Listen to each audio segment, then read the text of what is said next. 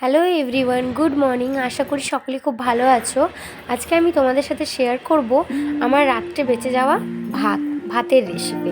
দেখতেই পাচ্ছ আমার এখানে আমি ভাত নিয়ে নিয়েছি, এর এখানে নিয়ে নিয়েছি ক্যাপসিকাম আর বিনস, মানে কুচি করে কেটে রাখা বিনস আর ক্যাপসিকাম, আর এদিকে কাজু আর কিশমিশ, আর এখানে নিয়ে নিয়েছি একটু গোটা গরম মশলা।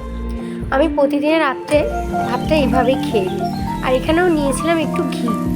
দেখতেই পাচ্ছ ফ্রাইং প্যানটা বসিয়ে দিয়ে আমি দিয়ে দিয়েছিলাম ঘিটা গরম হয়ে যাওয়া, ঘি আর একটু সাদা তেলও দিয়েছিলাম। এটা গরম হয়ে যাওয়ার পরে আমি দিয়ে দিয়েছিলাম গোটা গরম মশলা।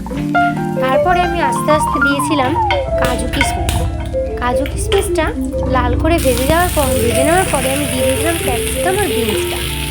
দেখতেই পাচ্ছ ক্যাপসিকাম আর বিনস দিয়ে আমি ভালো করে ভেজে নিয়েছিলাম। যখনই আমার ভাত বেঁচে যায় তখনই আমি এইভাবেই করে খেয়ে থাকি। আমার খেতেও কিন্তু দারুণ লাগে।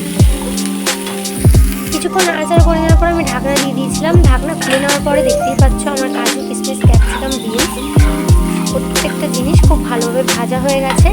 এরপরে আমি আস্তে আস্তে অ্যাড করেছিলাম আমার ভাতটা দিয়ে দেওয়ার পরে আমি আস্তে আস্তে সেটাকে নেড়ে মিক্স করে দিচ্ছিলাম।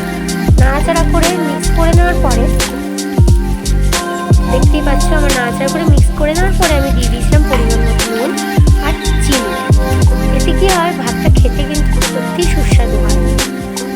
দেখতেই পাচ্ছ ভাতের সাথে আমার প্রতিটা সবজি কাজু কিশমিশগুলো একদম ভালো করে মিক্স হয়ে গেছে।